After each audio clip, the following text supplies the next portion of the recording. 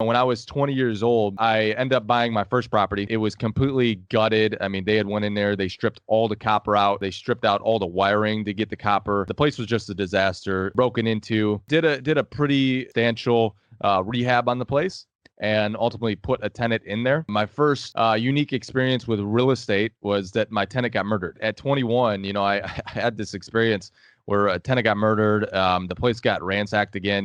They took all the copper again and just all of that. I end up just saying, you know what, forget it. And I handed the property back to someone else. I lost somewhere between $10,000 and $15,000, which isn't in the grand scheme a ton of money, but to somebody that's 20, 21 years old, that's a lot of money. Internally, I never really thought too much about losing that money. I just knew that with my initial experience of buying real estate, that it was not only possible for me to do it, I saw people doing it at a higher level. So I just sort of internally said, man, like, I'm not good enough and I need to figure out what I need to do to become good enough.